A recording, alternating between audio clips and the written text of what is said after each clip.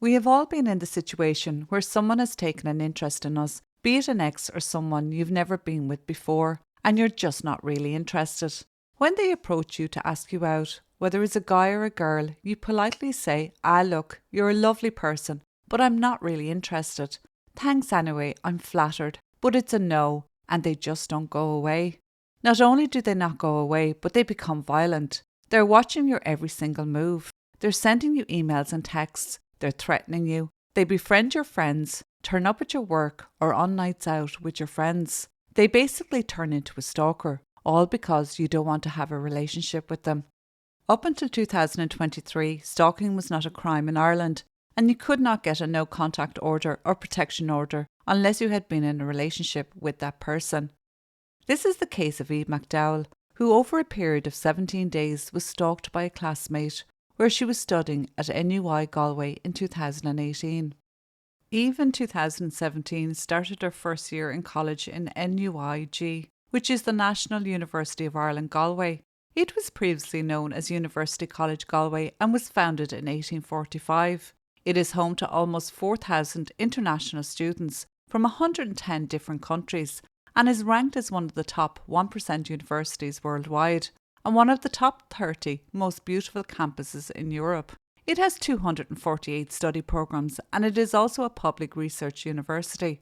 Here Eve lived on campus in the student accommodation, Dunara's Village on Bishop O'Donnell Road, among the other students after moving there from Sligo. She was 18, starting a new chapter in her life, making new friends quickly, exploring what Galway had to offer and feeling invincible, as many young adults do. Among her actual friends there would be acquaintances also, people that she shared classes with or friends of friends that she knew in passing. One of these people was Eigor Lemanotsky. He was a second-year electronic engineering student at NUIG and had moved from Poland to Ireland along with his family in 2010 and settled in Monasterevin, County Kildare. He too lived on campus and would socialise in the same places as Eve. Eve said she did not have many one-to-one conversations with him. She said he was socially awkward and therefore she felt sorry for him and so would always be polite towards him. At this stage, Eve said she didn't get any strange vibes from him, and in her day-to-day life she did not give him a second thought, even though her friends said Eigor fancied her. After finishing her first year in university, Eve decided to leave, but rather than go back to Sligo, she stayed in Galway and got a job in a clothing store in Eyre Square shopping centre and moved to a new accommodation at Dún na Críomh, a short walk from the university. She did not hang around her college friends anymore, as her working life gave her a new set of friends. Eigor, finding out where Eve worked, started buying his clothes there, and he would frequent the store on a regular basis. Eve being Eve, and it also being part of her job, was friendly towards Eigor, and they exchanged small talk, never giving her any inclination that he more than liked her. He never even asked her out, and so Eve thought nothing of it. But then it got to the stage where Eigor would call to the shop 2 to 3 times a week. Eve's friend would also come across him on Tinder, and on his profile he had himself down as a rep for the clothing store Eve worked for. The friend thought it to be a bit strange, but Eve just brushed it off as a joke, as Eigor bought all his clothes at the store. Soon though, Eigor would stop going into the store, but he would pass it by several times a day, staring in through the window at Eve, but making no attempt to talk to her. Then one morning he turned up early before she started her shift, and he was just waiting around. Eve did find this strange, and by lunchtime, when Eve and her friend went for something to eat, Eigor again turned up. By now this was starting to not only annoy Eve, but she started to feel a bit uncomfortable. Anyone that Eve spoke to about Eigor, she got the same response. "Ah, don't mind him. He's just a bit odd. It's not like he's going to do anything," and Eve had to agree. Any time Eve was out and Eigor noticed she noticed him, he would scurry away, which to Eve was a bit odd. He then would sit on a bench away from the shop and watch Eve working. The bench was situated where he could see into the store, but she could not see him. This was on the same day he had come to the centre early and followed her to lunch, and he was still around at 4 p.m. Again, poor Eve put it down to coincidence. But then after work Eve went for a drink to a local pub, and her friend pointed out that Eigor was once again in the same place they were. When things were to escalate with Eigor a couple of months later, Eve went to that same pub and asked them for the CCTV footage of that night. The management were able to tell Eve that they remembered Eigor and thought him to be acting suspicious, and so they approached him, asking what he was doing, and he told them he was there with his girlfriend and pointed over to Eve, which to Eve on hearing this was very unnerving. After seeing Eigor at this pub, they went to a different one and got a seat by the window so they could keep an eye out. All they saw was Eigor walking up and down past the window. The girls then decided to go to McDonald's, and Eve would say to her friend, "Watch now, he'll show up," and again he did. By now Eve was sick of it. It had been going on since 9:30 that morning, and it was now 11:30 at night. Eve and her friend decided they would confront him to put an end to it. When they approached him, he ran away down a side street. Eve, though unnerved by Igor's attention, she did feel that nothing would happen to her. He wasn't a friend, but he wasn't a stranger either. On another occasion, Eve's friend again approached him, crouched down behind a car. She asked him, "What are you doing? Why are you following Eve?" He got up and he just went, "Shh," put his finger to his lip and ran away laughing. At that point, Eve shouted after him, "You're not doing a great job of hiding. I can spot you a mile away with that beard," which Eve would later say was probably the worst thing she could have said to him, because 3 mornings later Eve would go into her apartment, into the kitchen, put on the kettle, come back out into the hallway, and looking towards the front door and the frosted glass panel beside the door, a figure was standing there, and the handle of the door trying to be opened and the doorbell being rung. Eve thought at first it might be the postman, so she went over and opened the door, but there was no one there. Being that there were around 15 steps on the outside up to the front door, Eve was like, "What the heck is going on? Where did this person go so quickly?" Soon Eve's housemate Alice came home, and Eve and her went into Eve's bedroom. Sitting on the bed, discussing earlier events, her friend jumped back off the bed after seeing out the window a man in the bushes below the window, with his head, beard and eyebrows shaved off. At this point, being so freaked out by what they saw, Eve phoned the Gardaí to report the incident. Gardaí arrived and checked the area, but by now Eigor was gone.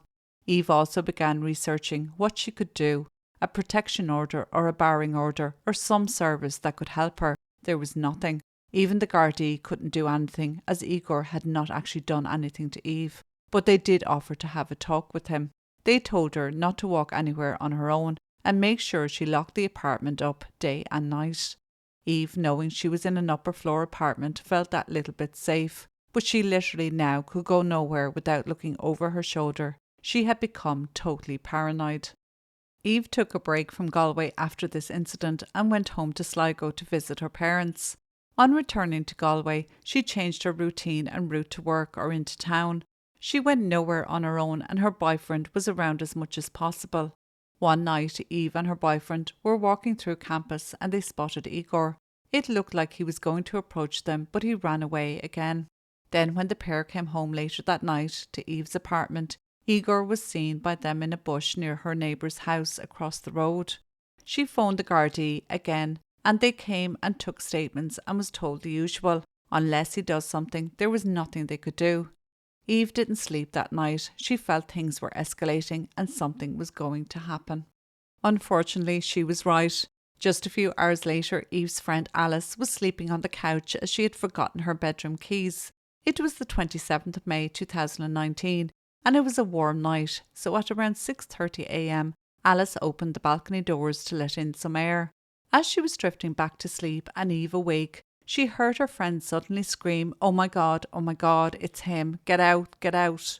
Alice had heard the floorboards creak, and as she looked up she saw Eigor standing halfway across the living room on his way to Eve's bedroom with a hammer in his hand. At that point, Eigor tried to hit Alice with the hammer. She put her hands up, using her duvet as protection from the blows of the hammer. The hammer fell to the ground, and in a panic Eigor ran and jumped off the balcony.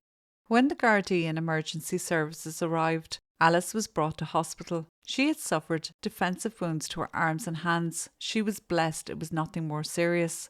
The Gardaí examining the scene found the hammer in the apartment, and under the balcony they found a knife and a packet of Viagra. They searched the nearby streets, and eventually they would find Eigor on Dyke Road, around 11 minutes away from Eve's apartment. He had not gotten far, as when he had jumped from the balcony, He had sprained his ankles and could hardly walk. Eigor gained access to the apartment by using a makeshift scaffold to access a lean-to roof and from there entered through the balcony. When he was arrested, he had no mobile phone on him, and when questioned, he said he didn't bring it in case something happened, and Gardaí were able to track him with it. He also denied that the Viagra and knife were his. No DNA was found on either items as the grass was dewy that morning. He also admitted to Gardaí that he constantly followed Eve from work so he could find out where she lived. He also said that he found a position that allowed him to watch both exits to her housing estate and where he could watch her through her bedroom window. He said he brought the hammer that morning to break the side window to gain access through the front door to the apartment. Eigor, 21, was charged with harassment and aggravated burglary and remanded in custody. It wouldn't be until November 2019 that he pleaded guilty at Galway Circuit Criminal Court. During the time he was arrested on the 27th of May 2019 and March 2020, he applied for bail a total of 6 times. Thanks to the Gardaí's objections and relaying their opinion to the judge that he was too dangerous to be let on the streets, it was refused every time. When he appeared in court in March 2020 for sentencing, he sat in the court smiling and laughing over at Eve. Seemingly, he found the whole process amusing. His defence told the court that he had written 2 letters of apology to the 2 women and that he would undertake to move to a college in Dublin and stay away from Galway, that his client was in 23-hour lockdown in prison for his own protection, following threats from other prisoners after they heard about what he did to Eve and Alice. They also said that a psychiatric report on his client showed that Eigor had difficulties with empathy and recommended additional therapy to improve that and his social skills. Judge Rory McCabe said that he could not finalise sentencing at that particular hearing as, quote, many significant questions remain unanswered about the risk this young man poses. The judge ordered that a psychiatric assessment of Eigor be completed as soon as possible and adjourned the final sentencing to the 21st of May. On the 27th of May 2020, exactly 1 year to the day of the attack, Eigor was sentenced to 3.5 years for harassment and a concurrent 7-year sentence for the aggravated burglary, but suspended 2 years of the total. On passing sentence, Judge McCabe noted 2 psychologists and a forensic psychiatric report found that the accused displayed a lack of genuine empathy for his victims and that he posed a moderate risk for using violence in the future. He said his conduct and attitude was shown him to be a dangerous young man. Alice did not want her victim impact statement read out in court, but the judge did read it. Eve's was read out by the detective who was in charge of the case. She said, quote, my trust in everyone, especially men, has been completely destroyed. This distorted my view of people's intention, shattered my confidence and has stripped me of my independence. I'm constantly concerned that someone is watching me. I suffer from night terrors. I cannot go out alone at night and I'm constantly looking over my shoulder. Once my stalker gets out, I will have to leave Galway, along with my friends and the life that I have worked so hard to build here. I won't feel safe here. Eigor stalked Eve a total of 17 days, from the 10th to the 27th of May 2019. She said this isn't a country where you think things like this would happen. She found the court process triggering, as she had to sit in the same room as Eigor while, like I said, he laughed and smiled at her during sentencing. She said the only reason she went so public was to highlight and help other victims in any way she could, so people could recognise the signs of stalking and harassment and know they should contact the Gardaí. Don't put it down to paranoia, go with your gut feeling, and it's important to report it, she said. Both women were lucky to come out alive that night. Una Ring, whose case I have also covered, joined forces with Eve to change the law and introduce new legislation when it comes to stalking in Ireland. They were successful, and in November 2023, stalking became a criminal offence, with a maximum term of 10 years to be imposed if found guilty. Minister for Justice says stalking is set to become a standalone offence, carrying a maximum jail term of 10 years. The move was confirmed earlier on a landmark day for Una Ring from Cork and Eve McDowell from Sligo. Their tireless campaign for change on how stalking is prosecuted in this country comes to fruition.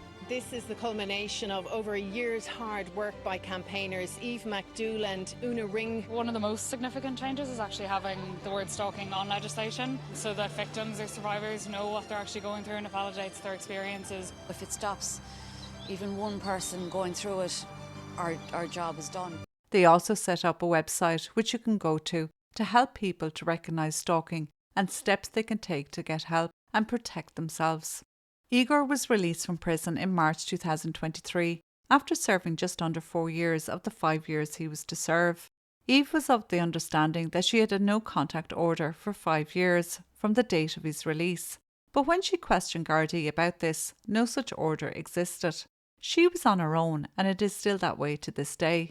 Eve did plan to leave Galway, but she said no one is going to bully her as to where she can go and where she can live. In saying that, Eve's location is undisclosed for obvious reasons.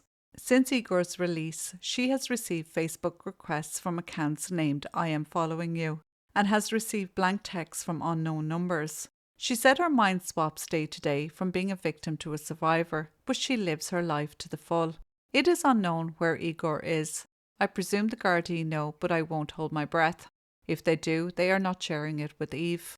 International research suggests that over half of convicted stalkers reoffend. If you want to check out my other cases of stalking, there is a playlist on my channel. I'll also leave a link to the Stalking Ireland website pinned in the comments. Thank you all as always for watching. Don't forget to subscribe, like and leave a comment.